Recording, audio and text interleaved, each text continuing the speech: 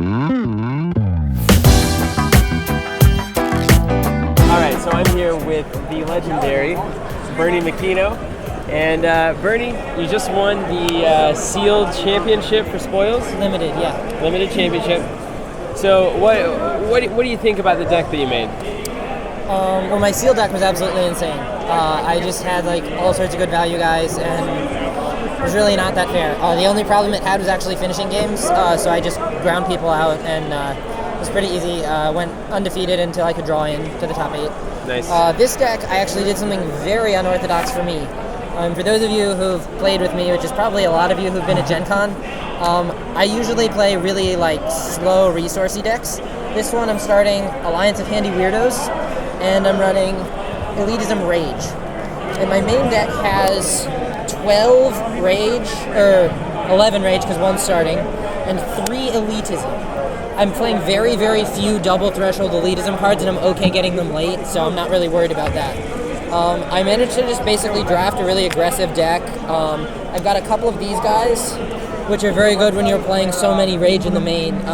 Casting that guy for like 2 is just bonkers. Yeah. I've got the Robustical Badass, good at burning people out.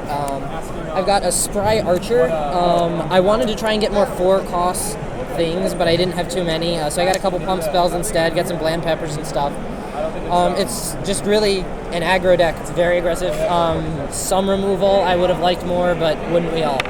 So I've heard the old saying from you that you always play a resource. Always play a resource. Is that the case with this deck? I did not always play a resource with this deck. My rule actually is you always play a resource unless you're going to die within 2 turns. The rule also I found out today applies with if you're going to win within 2 turns and you're just trying to grab those last couple of things to force through the damage. Between like the light removal that I had and just a bunch of guys that have comes into play effects, Impressive Heroes, and even just using the Alliance of Handy Weirdos, oftentimes just getting cards out there, you can just kill people or at least put them in terrible situations before their resource advantage might matter. So at this point in the game, at this point in the Spoils, would you say that when it comes to Limited, that there's a faction or a trade that's necessarily the strongest that people should be looking out for? I would not. For me, I woke up at 6 a.m. to get some friends to bring them to GenCon because GenCon's amazing. It was like 3 hours of driving for me and stuff, so I'm really tired. So I was like, I don't necessarily want to be drafting the most intellectually challenging deck today. Mm-hmm. So I was like, hey, look, some good Warlord cards. Ended up like checking out if Rage was open, and it was, and I got fed some stuff, and I was like, what am I going to pair with it? Got past some decent 1-threshold Elitism stuff. I don't remember exactly what. I got a multi-attachment man and just, some Cowering Golem. Oh, that card's insane. Yeah, limited. This one, in an aggressive draft deck, that card is absurd. So I got a couple of those, and I was like, I want to play Alliance of Handy Weirdos because it's ridiculous. It's really good in aggro because oftentimes, they're on the back foot, so they have to like tap out for a guy, and then you can attack, and they can't really block because you can just pay 3 and kill their guy, and that's terrible for them. Right.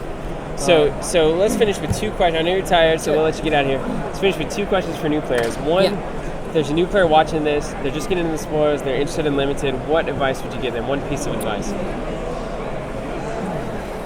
I was going to say it would be always play a resource, but you've already given me excuses that can't work anymore. If you have a question, play a resource. The only time you shouldn't play a resource is when you really know you're not supposed to be playing a resource, like at the very tail end of a game. Like I said, for this deck, the tail end of the game is what most people would refer to as mid-game, but if you're in a slower deck, you want to be making sure you're knocking down resources, and draft what's open. That's a much bigger one. Spoils, it's really hard because there's 13 card packs, and you really want to play at least 28 of your picks.